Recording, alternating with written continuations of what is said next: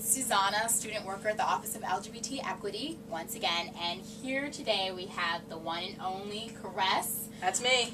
Yep, of TCOM, and that would stand for True Colors of Maryland. It's a small group, it's part of our small groups in the Pride Alliance, and it caters to LGBTQIA students who are also racial minorities.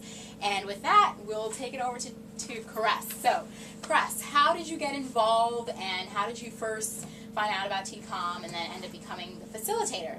Well, I was a very lost freshman, especially my second semester of freshman year, and my friend told me about a group that is minority focused and LGBT, and I figured why not. I didn't feel like I belonged in any other group, so I started coming to the meetings, and they talked about issues that affected me, not just as a gay person, but as a minority as well. And I went to every meeting, and before you knew it, I decided to become a facilitator and help promote, and the numbers grew.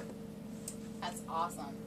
One thing that you mentioned that I found interesting is, like, you kind of hinted at the intersections between what it means to be a minority and what it means to be LGBTQIA in, or not A, but in the minority, in my specific minority. So that, like, changes, and there's specific challenges, and what would you say one of those challenges are? Okay, well, as you know, it's less opportunities for people who are minority, and it's less opportunities for people that are gay. So when you put both together, you know, it's kind of it's a lot harder to get jobs, especially if you transcend gender, as I do. The black community doesn't necessarily accept gay people, and the gay community doesn't necessarily accept minorities. So to have a space where you can discuss these issues and connect with people who are going through the same adversity that you are, it's just an amazing feeling. Yeah. I mean, I definitely could use that kind of backup. Being like a woman of color, yes, a queer woman of color. Yes. It's crazy. You got the triple threat going. Exactly. So I agree with all that stuff, especially since I came from, like, an explicitly religious background, and all kinds of other issues going on. But that being said, that kind of leads to my second question, which is, do you consider your work a kind of activism? There seems to be this divide in the activist community where they don't consider community building activism because they don't consider it directly fighting the powers that be, the government, you know, systems, whatever it may be. But what do you think about that? Well, activism comes in various forms, as we know. I believe that community building is definitely a form of activism. In order to be an activist, you know, you have to have a purpose, you have to have a goal, and for most activism, you have to have somebody have your back. And when you build communities, you don't just have people behind you, but you have people with you. Right. And that goal, it becomes bigger and more likely to come realistic if you have people with you fighting for it and striving for it. And amen. Yes. So that strength and that strive to get to that goal becomes stronger because you have people with you, people holding you up, you holding them up, and it's a wonderful thing. At the college level, I do believe that especially minority LGBTs is kind of a pre-activist stage for them.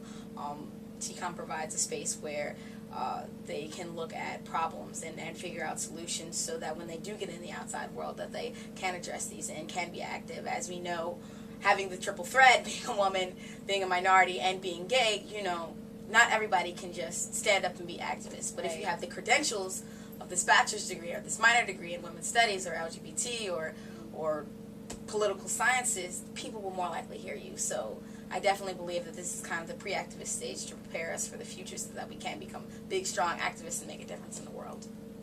I think that's an interesting perspective because pre-activism stage suggests that it requires some kind of credentials, it requires outside approval to be an activist. And I don't necessarily, I understand the spirit of what you're saying, but I'm not necessarily, sure I would make that distinction.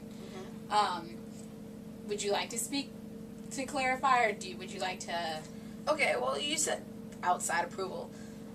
I do think that in activism there is somewhat of an outsider approval, but it's more so an inside approval, especially when you talk about community building, because a community isn't just going to let anybody represent them. It's going to let somebody who has the knowledge, who, like I said, has the credentials and has experience. And I feel like it's definitely a process to become an activist, and I do believe that you have to go through certain stages in order to be an activist. I don't think that somebody could just one day say I'm an activist. I think that it definitely is a process, and it definitely takes time, and it definitely takes an approval inside and outside. I consider you an activist. I mean, I think that it takes a lot to like have a large community say this person represents me, Mm-hmm. but I mean, you're building community right now, you know, every single day, and I think that that is definitely, like Hannah from Hamza earlier, she was saying that activism is attempting to make change. Mm-hmm. And what you do is changing these people's lives by bringing them into a group, into a space Mm-hmm. where they feel safe. And I think where they feel like that sense of isolation that they could potentially have is being chipped away, you know? And I think that's totally activism.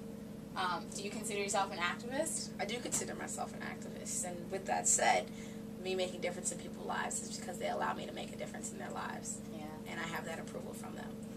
Way to go, empower people. Hell yeah. You have the ability to make a difference in your own life. Thank you, Caress from TCOM. And everyone come to LGBT Equity and go to a TCOM event. Would you like to give some contact information? Oh yes, our meetings are Thursdays at 8 p.m. in the Jimenez Hall, 2123. My email is caresssth@gmail.com, KARESSTH@gmail.com. You can check us out on Facebook. If you're in the Maryland network, just type in TCOM. You'll find us, join the group, and get updates on whenever our meetings are, what events we have, and come join us. And come to the Office of LGBT Equity, Cole Activities Building. Yeah. Mwah! See you all later. Lots of resources here. Come.